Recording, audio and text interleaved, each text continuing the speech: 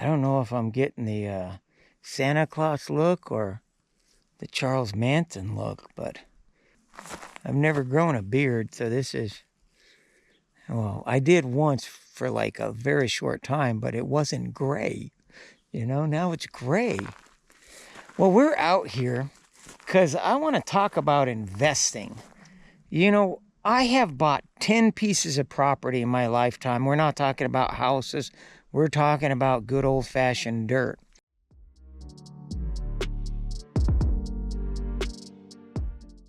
A couple of years ago, I bought an acre right here in this subdivision. I was in the area. I thought, well, let's go look at the land and see what's going on. And you got, looks like a car that just, a truck over here that just burned out to pieces. I don't know, man. Was that an abandoned car? Looks like the apocalypse, you know, like Mad Max stuff going on over there. Now, this property that we're going to go look at, I bought at a government auction, which is publicsurplus.com, I believe, is where I bought this about 2 years ago. Now, I feel like I shouldn't have bought it. And why I say that is you need one of these to get to it. Yeah, a four-wheel drive. You know, I think I felt like I was at the casino, you know, when you just can't stop when you should have stopped. Yeah, I had to win this property, and I had to outbid the folks involved, and emotions got the best of me. And you know what you're waiting for when you buy land out in the middle of nowhere? You're waiting for your neighbors to start building houses around you so you get the infrastructure, the utilities, and it becomes worth money. Yeah, I think my kids are going to sell this, maybe even my grandkids. I'm determined to make money off of this property, but it might not be me. This is where civilization ends. Now you can see this neighborhood here, I'm just going to do a real big pan, is where the houses end. And then we've got to go down this road. Now, the last time I was here 2 years ago, I don't believe these houses were here. So this is a good sign. As soon as I can get utilities to this acre that I bought 2 years ago, this place is going to make some money. I investigate every piece of property before I buy them. And I don't want to buy it unless it's the best deal on the market in that area that I'm purchasing in. There was actually another place that was on the market, and I probably could have bought it for the same price that I paid for this acre. And it was closer to these homes. So it was closer to the infrastructure, the electricity. Yeah. I just had to keep pushing the button. I just had to win. That's what it came down to. My pride got the best of me.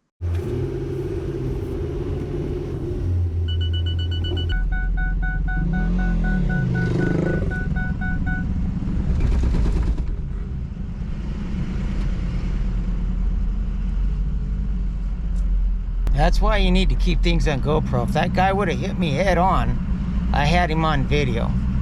And he was on a motorcycle and he was hauling ass. And I'm on these back roads, you know. And there's no two lanes. It would have been my word against his word. See these ruts? This is why you need a four-wheel drive to get here. See the wash here? This is the wash you got to go through. Look at horses. We're on horse property. All right. So, if you're out here in the monsoons, this is going to turn into a river. You would definitely 100% need to put your truck in a four-wheel drive. Or you might even need a boat. This would be running during the monsoons. This would turn into a little river.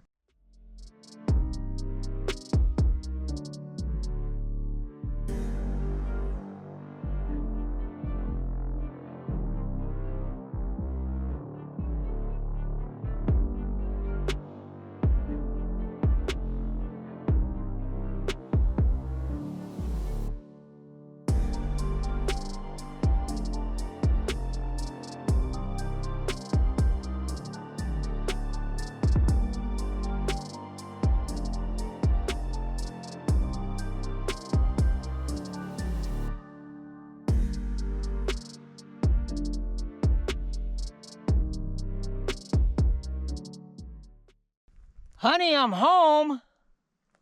All you YouTubers out there, this is the piece of property I bought. It's an 1.25 acres.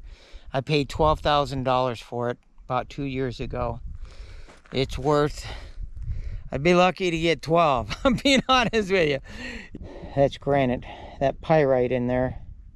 A lot of black iron sand in there. A lot of times there's gold when you see stuff like that. From what I've been told, I don't know. A lot of quartz out here.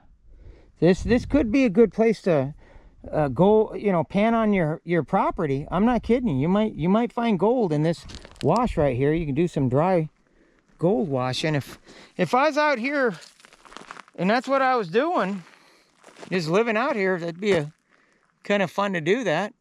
So my idea is this. Let's say that you want to invest in real estate. Now, I've had rentals before. So I've bought properties and fixed them up and rented them instead of flipping them. I've got one right now. Residual income. I really could not live and do what I do without it. But I've only got one, and it's paid for, so that money is just enough for me to barely survive when I don't have any other money coming in. And right now I really don't have any money in the bank because I spent it all. You know, I buy things, but it's dirt. It's real estate. That's what I buy. So I'm thinking, what can I do to make some money and not lose my rear on it? I came up with an idea by helping my sister. I helped her find this property. I'm going to show you. This is what they bought. They bought this land. They put a down payment on it, and they'll make payments on it for probably the rest of his life. No, I've talked to him. I told him, double your payments. You'll have this thing paid off in like 5 years.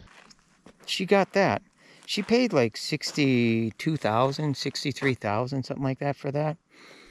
And the owner carried it. I think she put like 10 grand down, but the owner carried it at 8% interest for 20 years. So her payment's like, I don't think it's even $400. And that's with taxes impounded, she's paying to the title company. And my thought was, if I reinvested in real estate that only had a septic, because they're rural usually, and has like utilities, and the zoning will allow you to put mobile homes on it. It's a very lax zoning. That's the other caveat, something that you can really utilize very easily. There's a wider market for it. Find something like that, turn around, buy it for a great price, right? And then turn around and sell it again. Maybe a year from after you buy it, let it go up a little bit. I don't know. But if you get a really good deal on it, turn around and sell it right then. But do an owner carry on it. Yes, yes, yes, yes.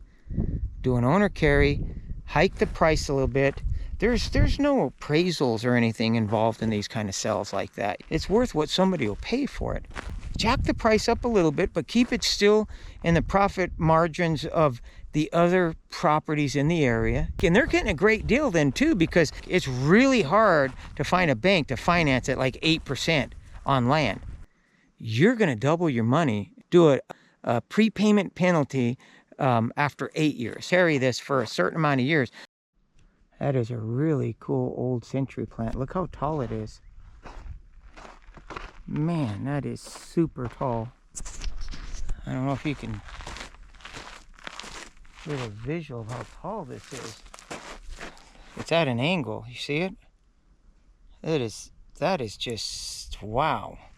That is super tall. I'm trying to set up some residual income to retire on, and this is my idea. Let's say I'm making $2,000 or $3,000 a month for 20 years, and I probably have, $200,000 involved, and you're making, maybe $3,000 dollars a month for 20 years. You're doubling your money, probably doing more than that. So I think it's a safe investment doing that, but it has to have the utilities on it, and it has to be zoned for like, mobile homes or, You know, like out here, they've got a GR1 zoning. So I think that's the zoning that I would want to stay in. Think about it. The risk involved. What are they going to do? Tear up your dirt? You know? If you're renting a house, they can tear up your house. They can destroy your house. And you lose everything. That was an hour video just to say a 5-minute idea. Yeah, I'm just walking out here looking around and just talking, you know. What do you think? Is this something you would like to see more of me? You know, expressing some of these ideas and the way I make money? You know, because honestly, folks, you're talking to a guy that struggled his whole life. You know, really finally woke up when he was 40 years old. Moo! Mr. Cow. Moo! What's up, buddy? So, post a comment if you wouldn't mind, please, for me.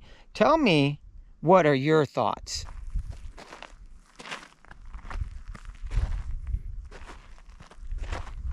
So I'm gonna head on out of here.